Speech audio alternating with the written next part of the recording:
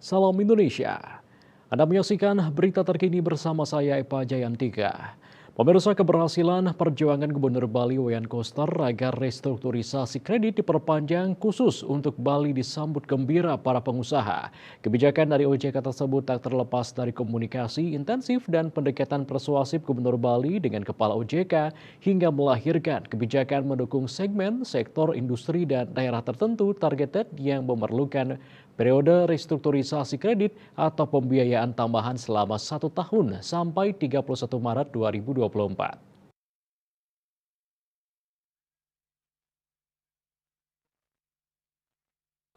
Ketua Himpunan Pengusaha Muda Indonesia HIPMI Bali, Agus Pandewidura mengatakan, HIPMI mengapresiasi langkah cepat dari Gubernur Bali.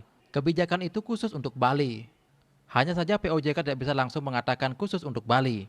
Karena Gubernur berkomitmen dengan OJK, maka Bali dapat restrukturisasi sektoral, tapi itu sebagian besar ditujukan untuk Bali.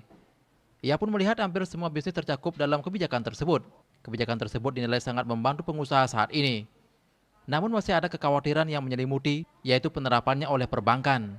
Maka dari itu, Gubernur Bali dikatakan akan mengundang perwakilan dari perbankan di pusat untuk berdialog pada pengusaha terkait POJK tersebut, agar realisasinya berjalan lancar.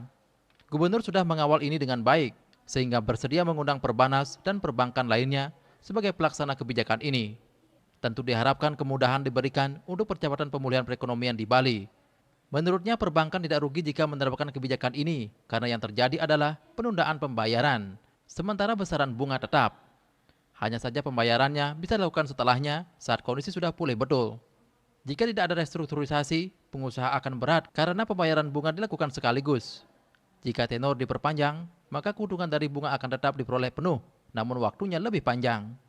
Dalam penerapan kebijakan ini, perbankan menurut Agus diharapkan jeli melihat perusahaan yang masih berjuang untuk pulih sehingga restrukturisasi dapat diberikan secara tepat guna. Selain restrukturisasi kredit, hingga Maret 2024, pengusaha berharap dapat kembali mengakses kredit tambahan untuk menjalankan usaha lebih ekspansif, serta dukungan kebijakan dari stakeholder lainnya, terutama dari perpajakan. Pengusaha berharap ada insentif khusus yang diberikan perpajakan dan dilakukan sosialisasi masif sehingga dukungan stakeholder dalam upaya pemulihan ekonomi Bali semakin kuat.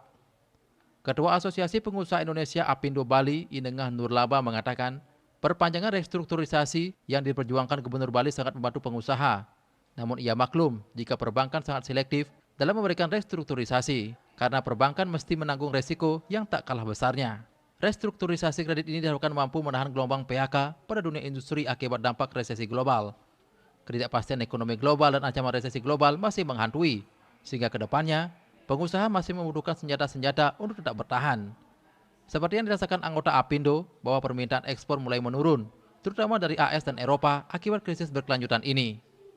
Bali Pos melaporkan. Pemirsa, berita terkini bersama Minyaapun Ganapati, Usada Bali Keluarga Sehat. Update terus informasi Anda dengan subscribe dan like YouTube channel Bali TV @newsbalitv. Tetaplah bersama Bali TV. Salam Indonesia.